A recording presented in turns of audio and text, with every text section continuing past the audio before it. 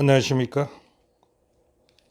예, 오늘은요, 2022년 제4기, 오늘 제4과의 공부가 되겠습니다. 문답식으로 풀어보는 교과 공부, 구약에 나타난 소망이라는 제목으로서 강의를 한번 해보겠습니다. 자, 구약에 나타난 소망 서문을 한번 볼 것 같으면은 처음에 기억절이 나오지요. 히브리 11장 17절과 19절의 말씀이 되는데요. 이거는 아브라함이 구약에 나타난 소망 부활의 신앙을 바라볼 수가 있습니다. 아브라함은 시험을 받을 때에 믿음으로 이삭을 드렸으니 그는 약속들을 받은 자로 돼 그 외아들을 드렸느니라. 그가 하나님이 능히 이삭을 죽은 자 가운데서 다시 살리실 줄로 생각한지라. 비옥한데 그를 죽은 자 가운데서 도로 받은 것이니라. 라는 아브라함의 부활 신앙을 히브리서를 통해서 우리가 볼 수가 있습니다. 이 말을 다시 말한다면은 아브라함이 이삭을 데리고 종들과 함께 모리아 산으로 갈 때 모리아 산 밑에서 종들을 두고 아브라함과 이삭 둘만이 그 산에 오르면서 그 종들에게 남긴 말이 내가 내 아들과 다시 돌아오리라고 얘기했습니다. 그 말은 자기 아들을 제물로 드리기 위해서 가지만은 하나님은 그 아들을 다시 살려서 자기 품으로 돌려보내실 줄을 알고 부활의 신앙을 믿었다는 겁니다. 자, 그런데 이제 구약에서도 부활의 소망이 있는가라는 이 질문을 이렇게 해봅니다. 성경에는요, 부활이라는 말이 한 42회 정도 나온답니다. 42회 정도 나오는데 구약에 부활이란 단어가 있는가 이렇게 질문한다면 여러분은 어떻게 답하시겠습니까? 부활이란 단어가 구약에 있느냐 이 말입니다. 그런데 안타깝게도 구약 시대에 부활이라는 단어는 없다는 겁니다. 그럼 부활 대신 어떠한 단어가 써져 있는가? 그 대한 개념들을 한번 보자 이겁니다. 여기는 아브라함의 믿음, 요업의 믿음, 시편의 기자의 믿음, 이사야, 다니엘서 이렇게 쭉 나열해 놨는데 이들은 전부 다 부활의 신앙을 가지고 있었다는 겁니다. 그런데 그들이 부활이라는 단어를 쓰지 아니하고 뭐라고 썼느냐 할 것 같으면은 아브라함은 다시 살리시리라 이렇게 썼거든요. 요업은요, 내가 친히 그를 보리라. 그 요업이 죽을 형편에 이렇게 얘기한다는 겁니다. 뭐라고 합니까? 내가 다시 친히 그를 보리라는 것은 다시 살아서 그를 보리라는 그런 뉘앙스가 되지 않겠습니까? 그 다음에 시편은 엄보의 권세에서 구속하시리로다라고 말씀하십니다. 그 다음에요, 이사야서는 주의 죽은 자들은 살아날 거라고 기록하고 있습니다. 이도 부활의 신앙 아닙니까? 자, 다니엘서는요, 자는 자 중에 죽은 자 중에 많이 깨어서 영생을 얻는 자도 있겠고 이 부활의 신앙 아닙니까? 구약에서 부활이라는 단어는 없지만 부활에 대한 여러 가지 그 용어들을 써서 부활을 기록했다는 겁니다. 자, 그러면 첫째 날 들어가 보겠습니다. 내가 하나님을 보리라는 거지요. 욥기서 19장 26절입니다. 자, 욥기서를 본다면 욥기의 신앙 상태를 안 볼 수가 없겠지요. 그래서 욥의 신앙 상태를 한번 보겠습니다. 1장 1절부터 쭉 나오는 말씀이 있는데 첫째는 욥은 온전하고 정직할 뿐만 아니라 하나님을 경외하며 악에서 떠난 자라고 하나님께서 인정해 주신 욥의 신앙입니다.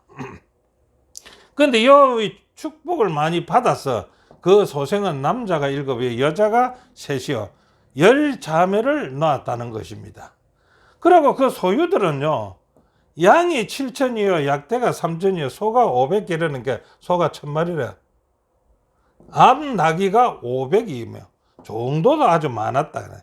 이 사람은 동방에서 가장 큰 자라. 동방에서 큰 자란 말은 아마 동방에서 제일 부자다라는 그런 의도로 쓰신 것 아니겠습니까? 예. 그런데 이 요업이 이렇게 잘 나가는 요업이 어느 날 시험을 받게 됩니다. 그래서 제가 이제 1차 시험, 2차 시험이라고 제가 이제 이렇게 붙여봤는데요. 자, 요업의 1차 시험과 요업의 신앙을 한번 보겠습니다. 여러분도 잘 아시지만 요업의 신앙은 그 요업의 시험은 사탄으로부터서 온 겁니다. 1장 9절부터 보면은 사탄이 여호와께 대답하여 가로되 요업이 어찌 까닭 없이 하나님을 경외하리까. 하나님이 이런 축복을 많이 줬기 때문에 요업이 하나님을 섬기지 그러나면 섬기겠습니까? 라고 하나님께 사탄이 이 얘기를 합니다. 자, 그러니 하나님이 이 시험을 허락해 줍니다. 그 시험으로 들어갔는데 이 많은 재산과 그 소생들이 다 죽게 됩니다. 모두 잃어버립니다. 예, 우리 같으면 이 정도 되면 낭망하고 낙심하겠지요. 예, 그리고 어느 누구 말타나 하나님을 저주하는 말까지 나올 수 있는 행편이 아니겠습니까? 그런데 요업은 어떻게 말하느냐? 욥기 1장 21절에 이렇게 말합니다. 가로되 내가 모태에서 적신을 나오산자 내가 벌거벗고 나오산자 또한 적신으로 그리로 돌아갈지라 다 버리고 갈 것이라 주신 자도 여호와시요 또 취하신 자도 여호와시오니 여호와 이름을 찬송받으리라 그랬습니다. 이렇게 많은 재산과 소생들을 다 잃고도 뭐라고 합니까? 여호와 이름이 찬송을 받을지라. 주신 자도 여호와시요 취하신 자도 여호와시기 때문에 여호와 이름은 찬송을 받을 수밖에 없다라는 믿음의 표현을 합니다. 자, 그러면 욥의 두 번째 시험이 들어갑니다. 자, 욥의 두 번째 시험도 사탄으로 말미암아 오는 시험이지요. 욥기 2장 7절에 사탄이 욥을 쳐서 그 발바닥에서 정수리까지 악창이 나게 한지라 이랬습니다. 그래서 두 번째 시험은 욥의 그 신체적 시험이 들어왔습니다. 그래서 발바닥에서 붙어서 머리 정수리까지 악창이 나는 이런 질병에 걸렸습니다. 자, 어떻겠습니까? 이런 질병에 걸렸으면은 질병에다가 그에 따른 고통에다가 지금 이런 많은 재산들을 다 잃어버렸던 재정적 몰락이죠. 그런데 이 와중에 친구들이 찾아옵니다. 친구들이 찾아와서 뭐라고 위로를 할까요? 위로는 그냥 아무 말도 안 하고 있었으면 더욱더 좋을 거 아닙니까? 그런데 친구들은 욥아, 네가 우리 모르는 죄를 무엇을 지었길래 하나님께서 이렇게 벌을 받느냐라는 얘기를 한다 이겁니다. 욥이 어이가 없겠지요. 욥은 자기 자신이 결백하다는 것을 얘기해도 이 친구들은 막무가내입니다. 네가 그런 일이 없고서야 하나님이 어떻게 너를 그렇게 하겠느냐라고 막무가내를 합니다. 자, 이거는 또 그렇다고 보고요. 부인이 어떻게 비난합니까? 부인이 욥을 보고 그렇게 합니다. 당신 하나님 저주하고 죽어버리라. 그걸로 가버리지 않습니까? 아주 절망적인 상태에 빠진 욥입니다. 그런 가운데서도 욥은 신앙은 어떻게 했을까요? 그런 상태에서 우리 같으면 그때 어떤 신앙을 가지겠습니까? 자, 욥의 그런 가운데서 신앙 상태를 한번 보겠습니다. 죽음 앞에서의 욥의 신앙과 소망입니다. 자, 여기 13장 15절, 19장 25절, 19장 27절을 보면은요, 그분께서 하나님께서 나를 죽이실지라도 나는 그분을 신뢰할 것이요. 예, 죽이실지라도 지금 이제 그이가 죽게 된 행편 아닙니까? 그러니까 내가 죽더라 해도 나는 하나님을 신뢰할 것이다. 하나님 원망하지 않겠다는 겁니다. 자, 두 번째는요. 내가 알기에는 나의 구속자가 살아 계시니 후일에 그가 땅 위에 서실 것이라. 예, 재림의 소망을 가지고 있지 않습니까? 예, 그렇다고 보겠지요. 그 다음에 세 번째는요. 내가 친히 그를 보리니. 욥이 그렇게 합니다. 이제 죽을 행편인데 내가 친히 그를 보리니 하는 이것은 무슨 사항을 얘기할까요? 내가 죽어도 다시 살아날 것이다 라는 얘기죠. 살아나서 친히 하나님을 볼 것이다. 내 눈으로 그를 보기를 외인처럼 하지 않을 것이다. 예, 내가 하나님을 볼 때, 내가 부활해서 하나님을 볼 때 외인처럼 모르는 사람 같이 하나님을 대하지는 않을 것이다. 나는 하나님 알다 이 말 아니겠습니까? 자, 여기 내가 친히 보리라는 말을 갖다 우리 성경주소 5718페이지에는요 이렇게 이야기합니다. 이것은요 욥이 부활을 확실히 이해하였음을 의미한다라고 했습니다. 그래서 욥은 부활의 신앙을 정확하게 가지고 있었다. 자, 부활의 소망 가운데 기뻐하자라는 사도행적 259페이지에 있는 말씀입니다. 이제 그들은 믿음의 친구들이 무덤에서 부활하여 하나님의 나라에서 영원히 살 것이라는 사실을 알고 기뻐하였다. 이제 구약에 있는 선조들은 이 부활의 기쁨을 안고 돌아가셨다라는 얘기지요. 자, 교훈은 여러분들이 뭐 다 각자 읽어보시면 좋겠습니다. 욥은 자신을 둘러싸고 있는 온갖 고통과 죽음이 다가오고 있다고 느끼는 중에서도 자신의 부활과 자신을 다시 살려내실 하나님을 향한 믿음은 변함이 없이 지켜졌다. 우리도 부활의 신앙을 믿는다면은 어떠한 사항이 있더라도 욥과 같이 하나님을 향한 믿음을 변함없이 끝까지 지켜야 되지 않겠습니까? 자, 둘째 날입니다. 무덤의 권세로부터서 어떤 일이 일어날까요? 자, 시편 49편에는 두 부류의 인생들을 얘기합니다. 지금 이 세상에 사는 사람들은 두 부류가 있습니다. 어떤 사람요? 첫째는 어리석은 자들, 두 번째는요 지혜로운 자들입니다. 자, 어리석은 자들이 사는 그 행편을 보면 무엇을 위해 사는가? 자기의 재물을 자랑하면서 자기 자신들의 유익만을 위해 사는 그들이다 이거죠. 자신들의 직과 영광이 영원할 것인 양 착각하며 살아가는 그 사람들이 어리석은 자들입니다. 그러나 그 재물은 어떻게 됩니까? 그들의 죽도록 모은 재물은 남에게 다 넘어갈 것이다. 그렇게 얘기죠. 그들의 영광은 일시적이다 이거죠. 패망은 확실하다는 것입니다. 그들을 일러서 어리석은 자라 기록한다고 이 저자는 얘기했습니다. 자, 지혜로운 자들의 삶은 어떻습니까?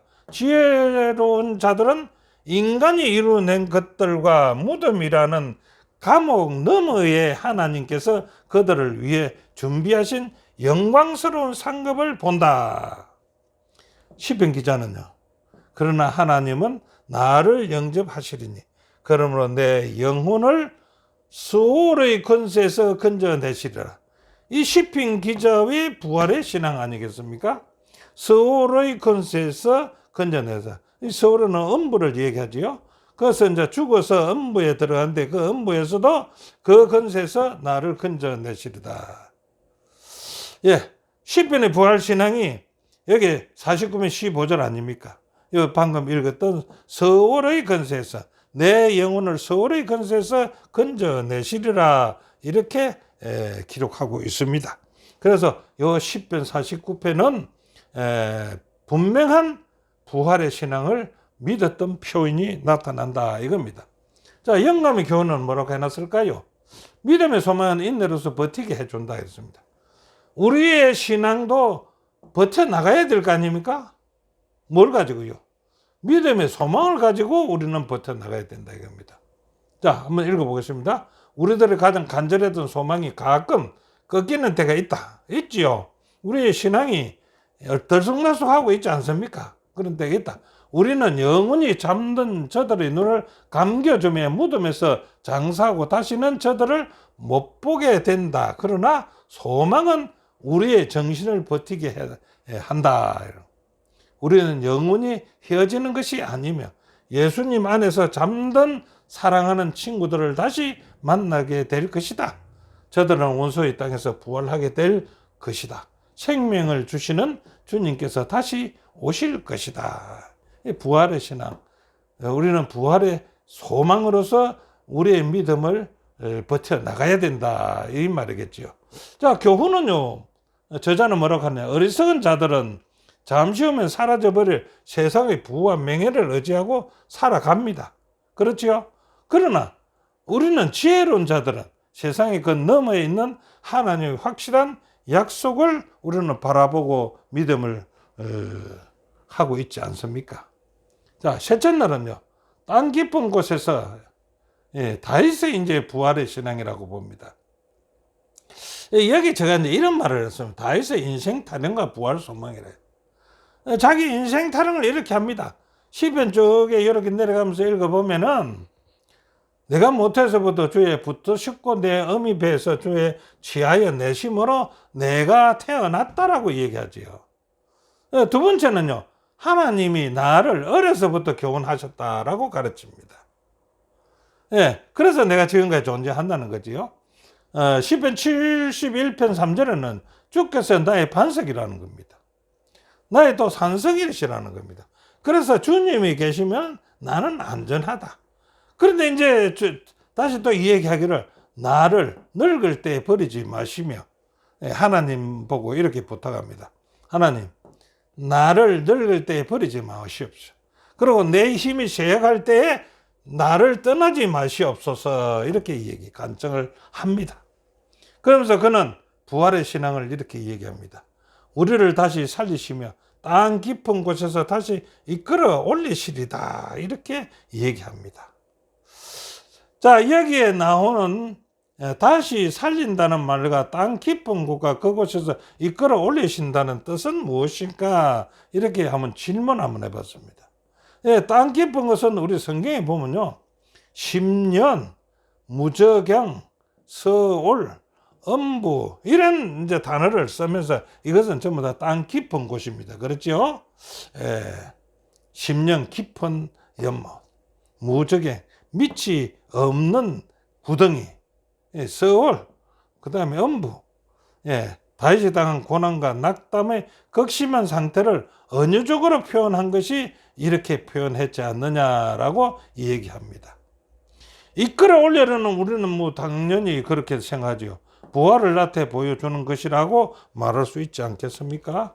자, 영감의 교훈은요, 사탄도 부활의 소망을 빼앗지 못합니다.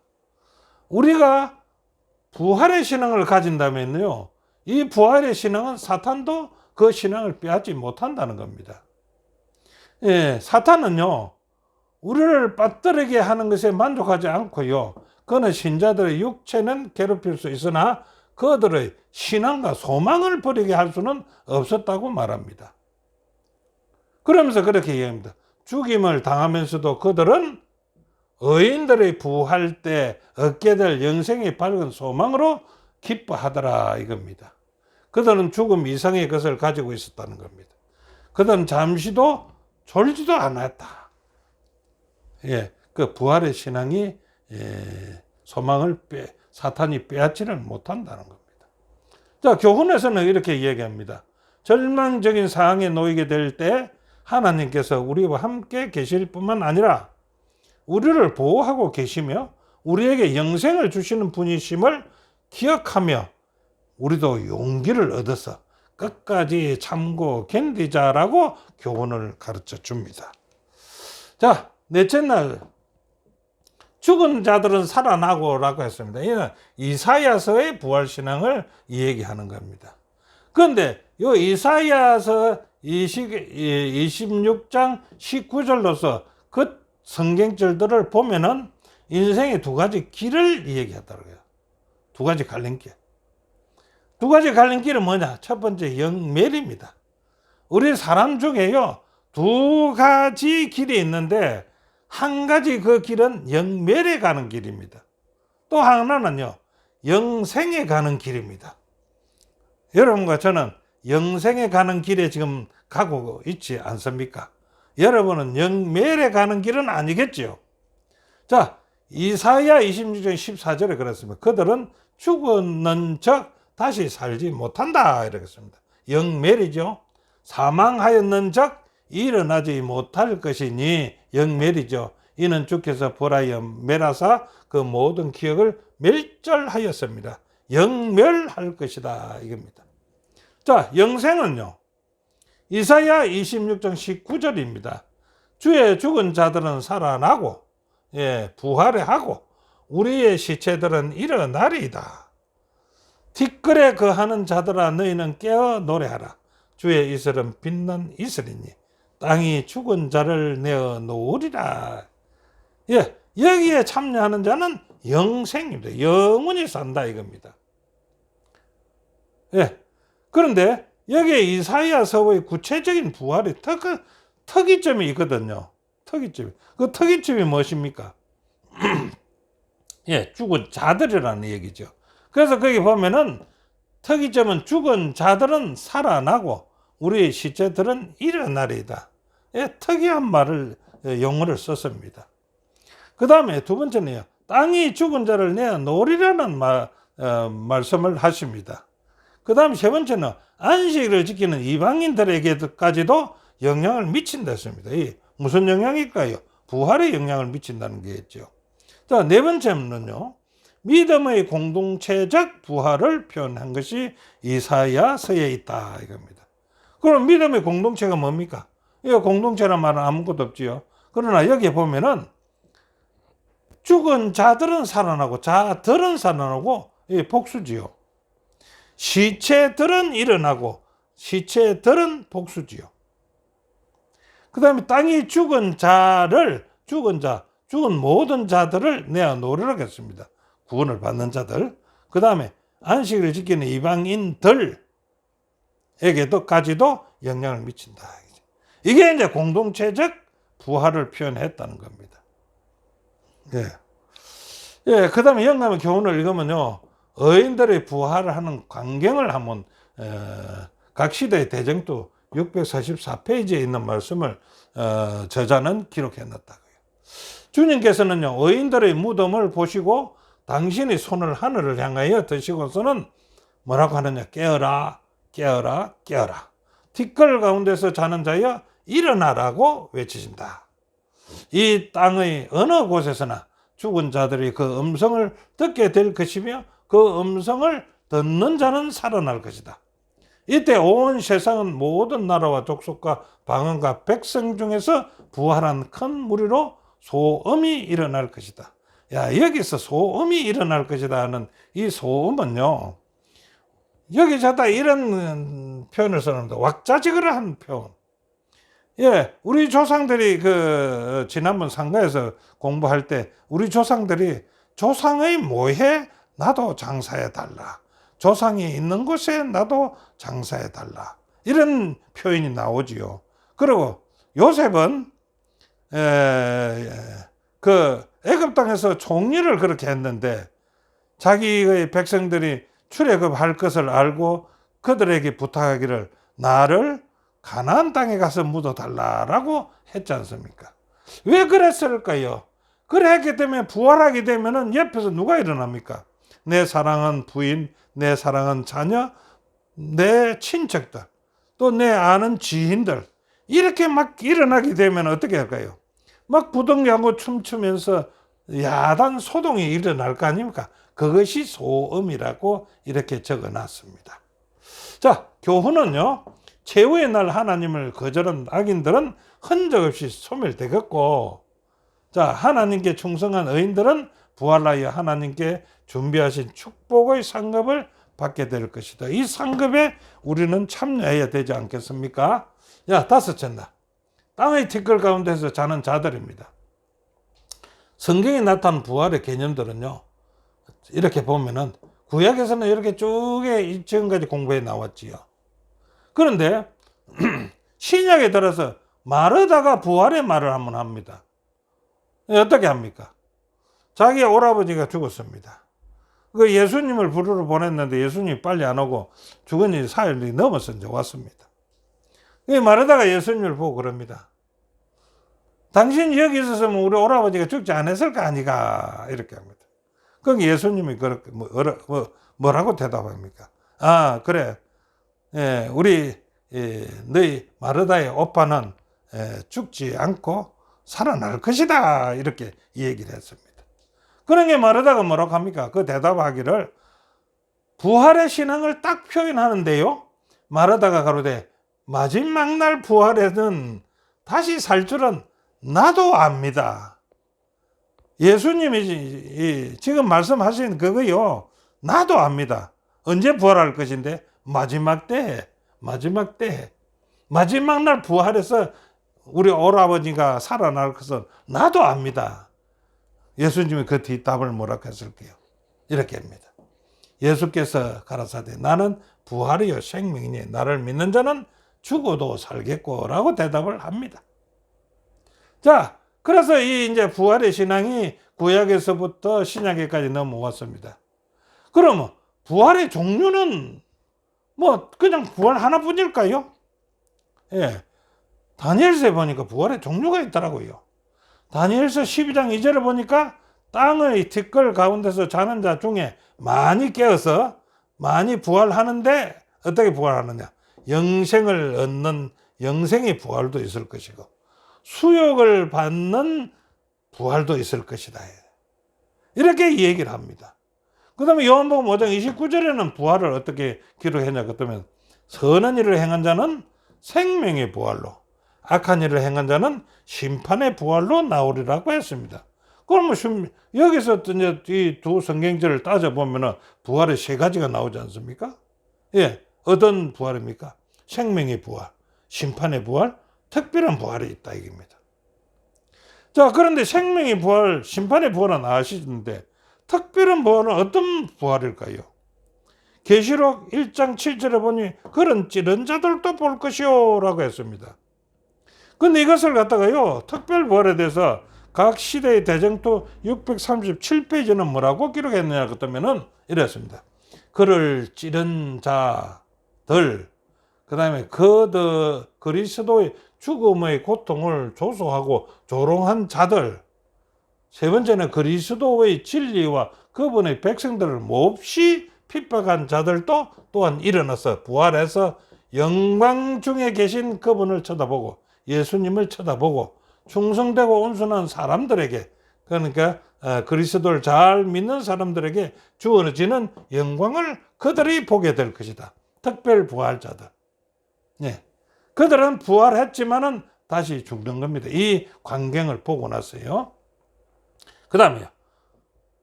구약의 지금 이제까지 구약의 부활을 우리가 여러 가지로 더듬어 봤습니다. 그런데요, 모세는 구약 사람 아닙니까?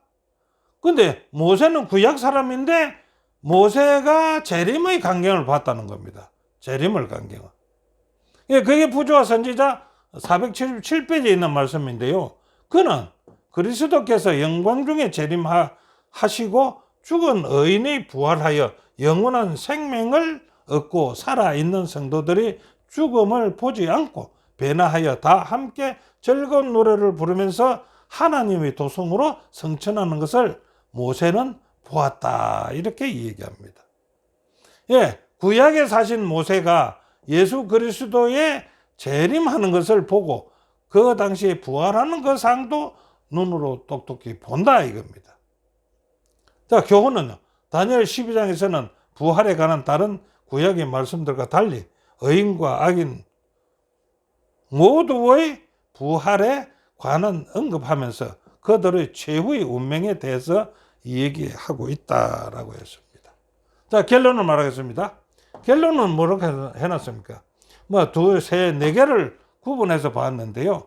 첫째는요, 부활에 관한 분명한 가르침은요, 신약뿐만 아니라 어디도 있다고요? 예, 구약에도 있다 이겁니다. 두 번째는요, 욥은 그의 삶에 닥친 고난 가운데서도 자신을 다시 살려내실 하나님께 대한 믿음을 고백한 겁니다. 세 번째 또 다윗은요, 절망 가운데서 함께 하시는 하나님을 믿었으며 부활의 소망을 고백했습니다. 자, 네 번째는 부활이야말로 하나님께서 끝까지 충성한 당신의 백성들에게 허락하시는 최고의 상급임을 기억하며 그 소망을 나누며 오늘도 살아가는 우리가 돼야 되지 않겠느냐 하고 이 교과의 저자는 말씀하고 있습니다. 자, 이런 믿음, 부활의 믿음을 가지고 우리는 끝까지 참고 견뎌서 예수 그리스도가 오시는 그날 다 함께 부활에 참여하는 자가 되었으면 참 좋겠습니다. 오늘 공부는 여기서 마치겠습니다. 감사합니다.